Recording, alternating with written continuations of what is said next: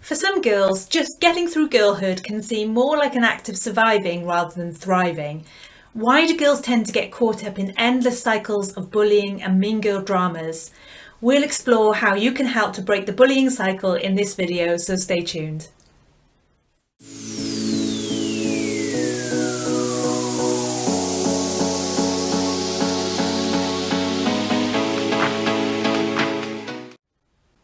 Hi there, I'm Nikki from the Girl Lab. We support you to better support girls and young women, whether you're a parent, carer, teacher or youth professional.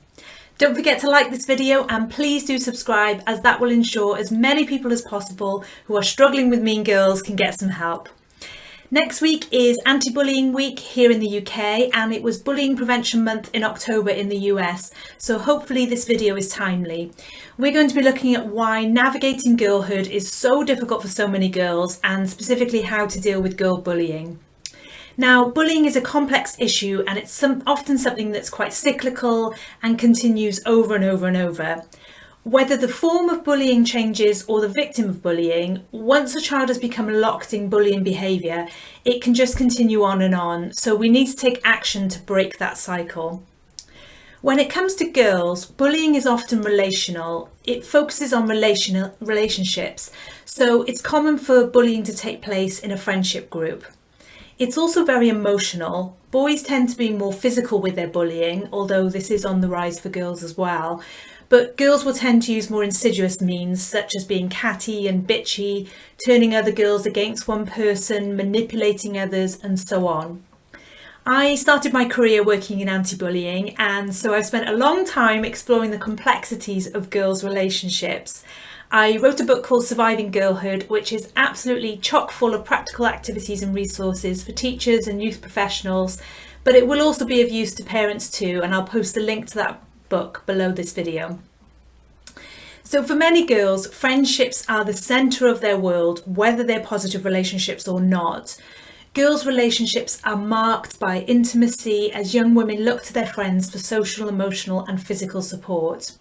Girls will talk about their feelings and issues, be emotional and share secrets and gossip to a greater extent than boys, whose relationships tend to be a bit more fluid and detached.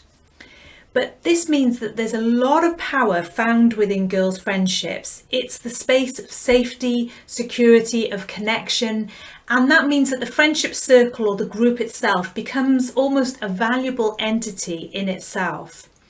Girls want to be part of that group and to be included, almost at all costs. Now, when girls start to hit puberty or just before that, research tells us that girls will grow in self-consciousness and become more concerned with how well they're received and liked by others. Their desire to be well liked increases, affecting their confidence and their self-esteem as well as their self-perception. So now we've got a heady cocktail. We've got girls who are self-conscious, whose self-esteem is shaky and who want to be liked, because this is also what our culture tells girls they should be, and that's the stereotype for girls. And then we've got the allure of the power of the group and the draw to be included, safe and connected. If girls are pretty well balanced, they can seek to meet their needs for security and connection in healthy ways. They find it from within, or they get it from family, schoolwork, hobbies, and so on. But when girls have unmet needs for acceptance, attention, even for love and support, they will unconsciously seek to meet these needs in any way they can, such as trying to take centre stage in a social group by targeting another girl with bullying behaviour, gathering the group around her in support of her quest. All of this can cause a self-esteem spiral where girls have unmet needs, such as for attention, appreciation or love, and then she tries to meet these needs in unhealthy ways. It backfires and she feels worse. This creates a lot of angry, frustrated energy, which further fuels her bullying, or for some girls is turned inward on herself as well, and the cycle continues again.